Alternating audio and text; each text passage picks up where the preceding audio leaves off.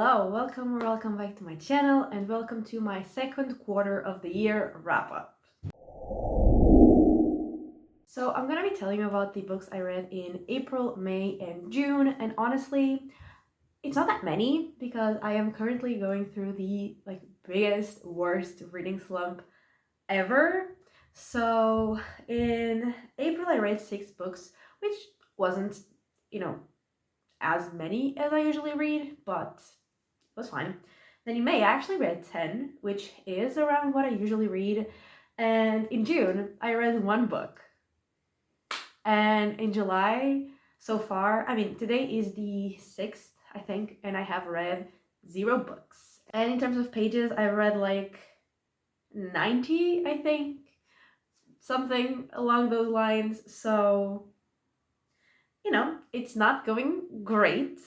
But we're here to talk about the books that I did read. And so the first 3 books I'm going to be talking about were actually for a video reading some anticipated releases. And so the first one was This Skin Was Once Mine and Other Disturbances. And this was a horror short story collection. It had 4 short stories and they were all centered around toxic violent relationships, and those relationships were some of them were romantic, some of them were friendships, other were between family members. And so the first short story was actually called This Skin Was Once Mine, and in that one we're following Jillian, who in the beginning of the story she finds out that her father has died, and so she returns to the house where she was banished from 20 years ago by her mother. And while she's there, she discovers some disturbing secrets about her father. And yeah, this story was very, very disturbing and also kind of gross. And I definitely really enjoyed it. The second story was called Seedling, and in this one we're following a guy who his dad calls him to let him know that his mother has died, and he goes to meet his father. And there are a few wounds on his skin and his dad's skin, and they have black threads. The wounds have some weird, disgusting black threads. And this one was very gross and I didn't like it as much as the first, but I still really enjoyed it. And then the third short story was called All the Parts of You That Won't Easily Burn. Yeah. And that one was my favorite. And in that one, we were following a guy who goes to a store to buy a knife, a carving knife, I think, something like that, for his husband. And the shopkeeper, he demands a weird payment, and then that leads to the guy developing a new obsession that was definitely very disturbing, very weird, very gruesome. And yeah, I loved it. It was definitely the kind of disturbing and disgusting that I enjoy and that I want from a horror book. This one was definitely 5 stars for me. Absolutely loved it. And then the last short story was called Prickle, and it was my least favorite. And in that one we were following 2 friends who every time they met, every time they got together, they played a game, and it was a pretty sadistic game. And yeah, I didn't really like this one, and it was also the shortest, but I don't think that was the issue, because I don't think I would have liked it more if it was longer. It was not the kind of disturbing that I like, and I felt like it was just, mean for no reason. Not that the others weren't, but the others were the kind of disturbing that I like, and this one just wasn't my thing. But I didn't hate it, it just didn't like it as much as the other stories in the book. But overall, I really, really enjoyed this book, and I gave it 4 stars. Then I read The Familiar, which was fantasy and historical fiction. And this one, it was one of my anticipated releases because it was fantasy, and also because I have read and enjoyed other books from this author. But I was kind of hesitant at the same time because I don't really like historical fiction. So I was excited for it, but I was also kind of scared. And we were following Lucia, and this book was set in Madrid in the 16th century. And yeah, we're following Lucia, and she worked as a scullion, and she used like bits of magic to help her get through the days. And one day her mistress discovers that she has magic, and so she wants to like use Lucia to perform with her magic to like better her own family's status, basically social status. And during one of those performances, a guy that used to be like the secretary of the king and wants to regain the king's favor, he sees Lucia and her magic, and so he wants to use her to enter a competition. And so she like so he could gain the king's favor. And so she's in that competition. There is a guy who's immortal who's called Santangel, and he's the familiar, the one that gave the book its title. And I liked the magic and I liked the characters. I didn't like the romance, but that could definitely be a me problem. And like I was interested, but at the same time, like it wasn't really gripping me. And I don't know if it was the historical setting that I don't particularly love or exactly like what it was, but I know that it wasn't gripping me. Like I wasn't very excited. I wasn't very invested, even though I liked the characters and the plot was okay. It wasn't, I wasn't loving it. And I ended up giving it just 3 stars. Like I liked it, but I didn't love it. And I think it was mostly, at least because it was historical fiction, and that is just not my thing. And then I read Ghost Station, which was another anticipated release, and this one was a sci-fi horror, and we were following Ophelia, who was a psychologist, and she had been studying for years ERS, which is a space-based condition that had resulted in the murders of many people. And that condition basically happens because humans weren't made to be living out in space, and being out in space messes with their like circadian rhythms, messes with their minds, and some people lose it and become very violent. And that is what ERS is, basically. And so she is assigned to like an exploratory team that is going to another planet, and basically like they don't want her there, and so they're definitely not very nice to her. But like she's determined to help anyway. And like for the longest time, I was just like, what even is the plot of this book? Because the only thing that was happening was Ophelia being kind of annoying, because honestly, I didn't really like her. And then the other characters being annoying to her and also annoyed by her. And like one thing that was in the synopsis of the book only happened like 60% in, which, at that point, it feels like a spoiler almost. But yeah, that's when things, I guess, actually started happening. And I mean, there were like some creepy-ish moments. There were some moments where I was like, okay, maybe something is actually gonna happen now, something exciting, something creepy, something scary. But then it didn't. It was just like a very small, creepy moment. And like, honestly, most of them were like actually explained by something rational. So it wasn't really even, honestly, a horror book. It felt like more of a thriller, a not very thrilling thriller. And I mean, the last, maybe third, was a bit more exciting. But yeah, I didn't really love it. And I felt like it was also very repetitive, like the same things kept happening. So once again, like it was okay. I didn't dislike it, but I also didn't love it. And I also gave this one 3 stars. Then I read Sea of Tranquility, and this one is kind of like dystopian, kind of sci-fi, kind of just like general fiction. And honestly, it's hard to talk about this book without like giving away what is happening. So I know that I'm gonna struggle, but this book was set in, I think, like 4 or 5 different years, like very far apart years. And we know from the beginning that there is some sort of like phenomenon that is connecting all of those years, and that is like happening in all of those years. But I was also pretty sure that there was another element that was also like in all of those years, and that was maybe connecting them, or at least like connected to what was happening. And I was definitely very intrigued, because even though I thought I knew like that element that was connecting everything, I didn't know how exactly, or especially why.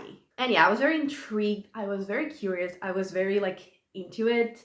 And then when we were getting like close to the end of the book, I started feeling like, is this how it's gonna end? Like, it was a lot of buildup for this, for nothing, but then actually that was not the case. The end was actually really, really cool, and I absolutely loved it. It didn't give me like the 5-star feeling, but other than that, I absolutely love it. It was so good. I was so invested the whole time. And yeah, I gave it 4.5 stars. Then I read 4 books from the same series, and they were Persepolis Rising, Auberon, Tiamat's Wrath, and The Last Flight of the Cassandra, which are books 7, 7.5, 8, and 8.5 in the Expanse series. And this is a sci-fi series that is set like in our world, but many years after our present. And the like there are a lot of other planets, a lot of other places that have humans living on them, and I absolutely love this series. And so in Persepolis Rising, the like main crew that we follow, they have been given a new mission, and we're following them as they go about it. And at the same time, there is a like group of people that live on another planet that are planning and like starting an attack to basically be leading the whole universe. And we see how that unfolds and how that changes the dynamics of everything. And I really enjoyed it, but I felt like at the end I wanted more from it, and I feel like maybe I wanted more from the other kind of plot, because there are always like 2 main plots that are connected, and there is one that is usually like more politics based, and there is another one that is in a way connected, but it's more of a like biological threat kind of. And I also wanted more from that part of the plot, but overall I still really, really enjoyed it. I mean, I really enjoyed all of the books in this series, and I gave it 4 stars. And then Auberon was a novella that was set after this, and it was set in a planet called Auberon. And the guy that was in charge was dealing with the planet's like culture, the history, the criminals, and also having troubles with his family. And that one I enjoyed, but not as much. And it was more like about the message than the plot. And since I didn't really care about the characters, because like I hadn't met them before, I just met them for that very short novella, I didn't really care that much about them. So yeah, it was okay, and I gave it 3 stars. And then in Tiamat's Wrath, we are dealing with obviously the aftermath of the conflicts and everything that started happening in the previous book. And honestly, this book was very sad. Everyone was suffering, everyone was in pain, me included. And I just love these characters so much. So I was just really suffering with them. And in this one, I really loved both of the plots that existed. I was very invested in both. They were both like really prevalent in the book. And yeah, I loved every second of this book. I have absolutely no complaints. I wasn't bored for a single second of it. I didn't like want more at the end. I absolutely loved it, and 5 stars. And then The Last Flight of the Cassandra was a novella that was like very short. I think it was like 30 pages or less. And that one, like, it was book 8.5 in terms of like publication order, but the story was actually happening at the same time as the first book in the series, or like around the same time. And we were following a crew, like the crew of the Cassandra, and they basically found something, and we see how like their choices, like the consequences that their choices have. And I can't say any more about it because literally 30 pages or less. But once again, like, it was okay. Didn't love it, didn't hate it, 3 stars. Then I read 2 books from another series, and so they were Empire of Storms and Tower of Dawn, which are books 5 and 6, I think, of the Throne of Glass series. And I actually read these at the same time because they do happen at the same time, just in different places and following different characters.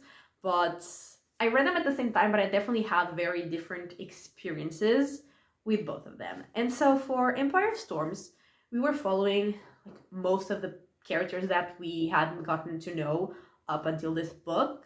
And honestly, it was the first time in the series that I liked pretty much all the characters. Don't like any of the ships, but I liked almost all of the characters, so that was a pleasant surprise. And I was definitely invested in the plot that was happening. I also thought the pacing was really good. I was, having a great time. I was excited. I was invested. I was loving it. And so I gave this one 4.5 stars. But then with this one, there was just one character that we really knew, and then another one that we kind of knew.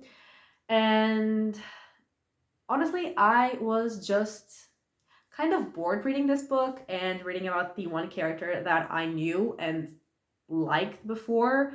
So I kind of started not feeling anything about them. And the plot was interesting, but it was so slow. And this book was also so much, like, it was so focused on romance or like romances because there was more than one.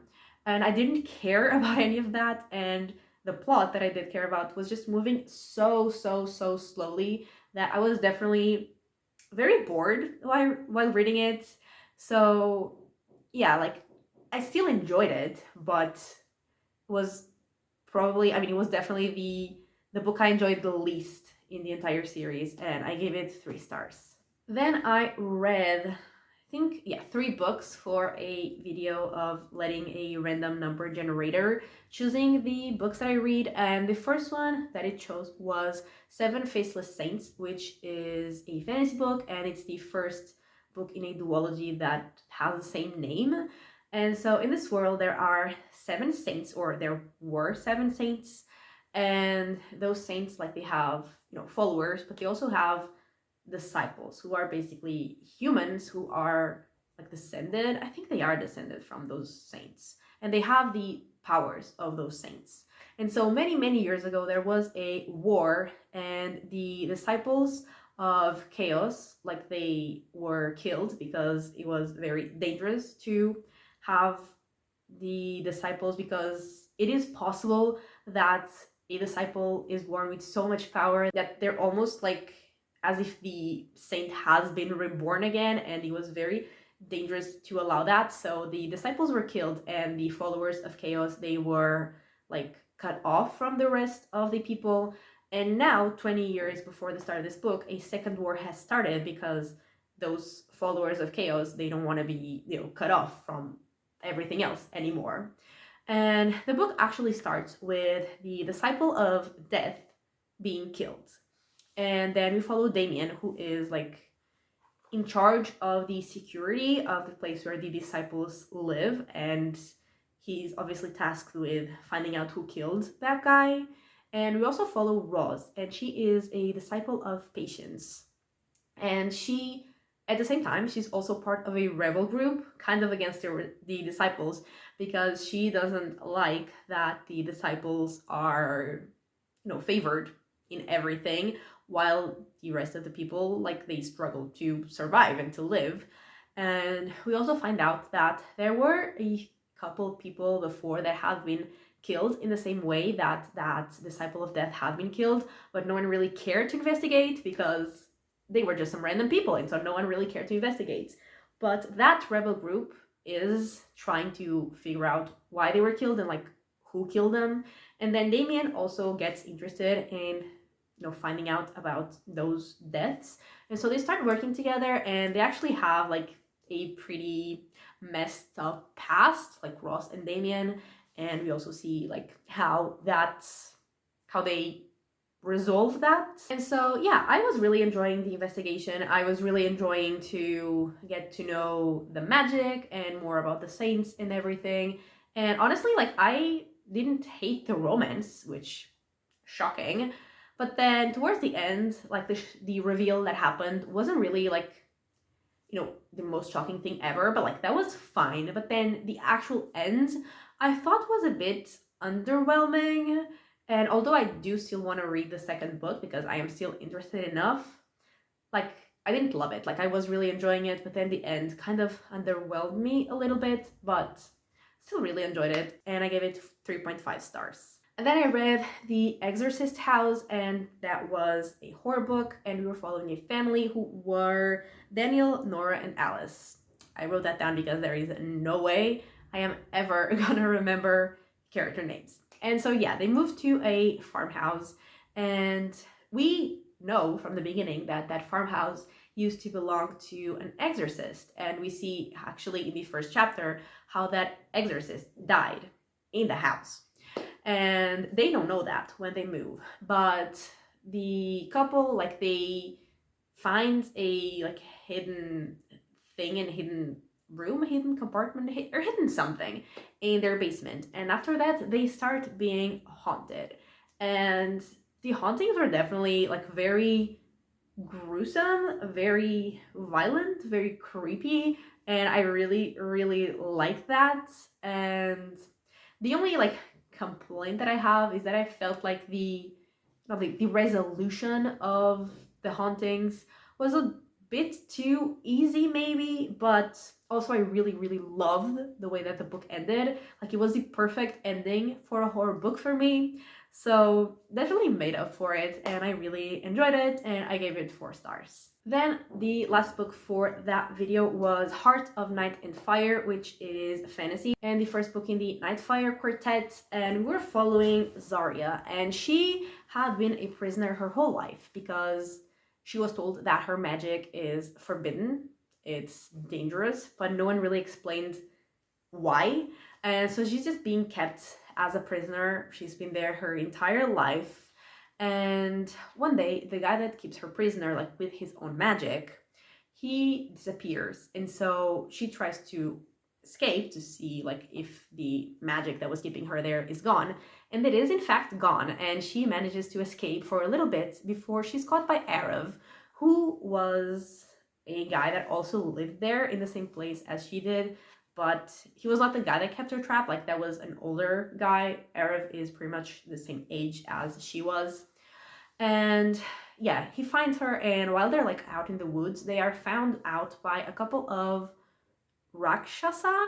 I am sorry, I probably said that very wrong, but they are like blood drinking creatures. And so they find Zarya and Arav, and they take them to like the city where the queen lives and everything. And that city, like, it's being attacked every night by some dark creatures, and it definitely gets worse after they get there. And Zarya is like trying to figure out her magic and her family, and also like fighting for the city. And well, I really enjoy the magic and the magical creatures and the world, like the world building, but that was it, because this book focused so much like on the romance, and like the plot just wasn't really plotting. And not only did I not like the romance, I also didn't even like the main character. And all the other characters, I feel like I didn't really get enough from them to actually connect to any of them. And yeah, I didn't really like the main character, didn't like the romance, the plot wasn't really progressing as much as I wanted it to. And then when there was like a big reveal, big plot twist at the end, like I saw that coming from almost the beginning of the book. So, definitely not a shocking plot twist. And, maybe that would have been fine if I was enjoying the rest of the book. But since I wasn't enjoying the rest of the book, it definitely was another problem. And yeah, I really did like the magic and the creatures and like the world building. That part I thought was really interesting, but the rest just did not work for me. And I gave this one 2.5 stars. Then I read Lock Every Door, and this was a mystery thriller, and this was actually my first Riley Sager book. And I know that a lot of his books are like really loved by the people that I follow, and particularly this one is pretty loved by the people that I follow, and like I get why. And we were following Jules, and she was like really struggling in life. Like she had just gone over a breakup and she was also fired from her job, so she was like definitely struggling. She didn't really have a place to stay. Like she was staying over at a friend's house, but she didn't have her own place anymore because she used to live with her boyfriend. And one day she finds like an opportunity that is basically taking care of an apartment for 3 months, and she's like gonna be paid a lot of money. And so she decides to, go for an interview for that. And when she's like there and learning about what she has to do and why she has to do it, and the rules that she has to follow, the rules were definitely like red flags, but she was very desperate and she really needed the money and a place to stay, so she accepted. And as soon as she gets there, like her neighbors, some of them are very weird. And then one of the other neighbors, because there are other people like in that building that have the same, they're like in the same circumstances as she is and like doing the same thing as she is. And one of them disappears. And we also know from the beginning that she's in danger because we have like chapters from the past, which is all of that I just told you. And then chapters from the present, which is basically Jules after she went through something. And so we know that she was in danger. And I was definitely very intrigued to see, like, not only how she got there, because the how is kind of obvious, like, why and what exactly is happening in that place. And at first, there was like a reveal kind of halfway through the book that I was like, okay, this is very ridiculous, but like, I'll go with it, sure. But then more towards the end, there was another reveal that was definitely much more to my liking. And yeah, I really enjoyed it. And it was definitely like a thriller. I had a great time with it and I gave it 4 stars. And then lastly, I read 3 books from the same series, and they were the like book 0.5, book 1 and book 2 in the Robert Hunter series, which is a mystery thriller series that follows a detective called Robert Hunter. And so I don't have the novella, the prequel 0.5, but I do have the other 2 books, but I don't have them here because they're not mine. They're like from a friend that I borrowed the books from, and they're like at my place, not here at my parents' place. And they're actually in Portuguese, but yeah, I just don't have them here, so I'm just gonna put the photos of the covers like I did with all the other books that I read in my rereader. So the prequel is called The Hunter, and it's very short, and we are basically seeing Robert in like his first job as a detective in the place that he works in for the rest of the series, and basically like just getting to know him. And yeah, definitely we see that he's very smart, and also the investigation was very interesting, but it wasn't anything crazy. And like I said, it was very short, just a short introduction, and I gave it 3.5 stars. And then book 1 is called The Crucifix Killer, and this one is set, in the present. And we are following Robert and his new partner called Carlos. And the first victim that they find is a woman who was killed, and like she is on display on a cross. And it's obvious from the beginning that she went through a very brutal murder. She was like tortured and she is unrecognizable. And there is like a brand on her that is the brand of a serial killer, the Crucifix Killer, that was supposedly caught and executed 2 years before that.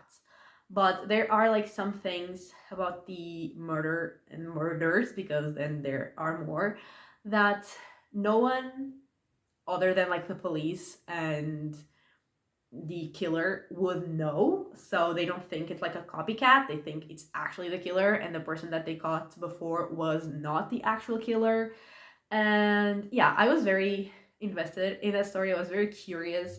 I also was very thrilling, especially the maybe last third when something insane was happening, like dangerous and definitely very thrillery. I was stressed, and I did see the reveal coming, like who the killer was, but I enjoyed the ride so much that it didn't really, bother me that it wasn't like a shocking plot twist. Because, I mean, it wasn't like the most obvious thing, but also there were enough clues to get there.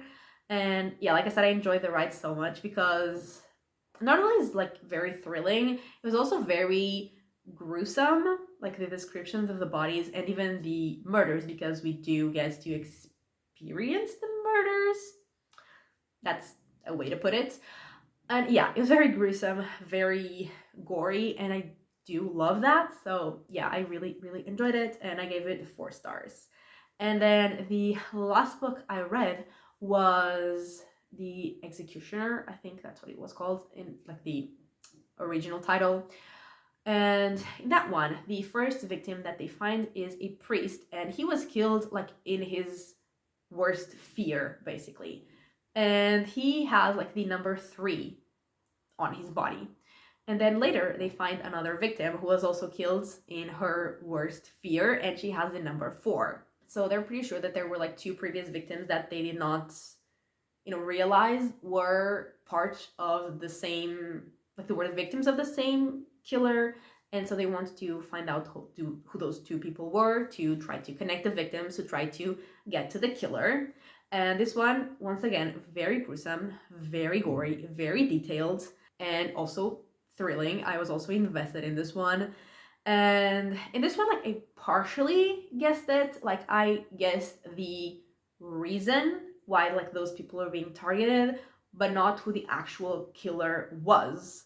So that was actually shocking. And also something really great about these books is that they're already fast paced because they're thrillers, but also they have very, very short chapters.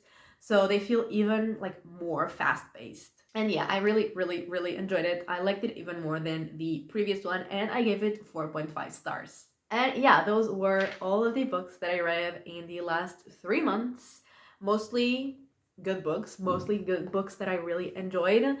And yeah, that is it. That is everything for this video.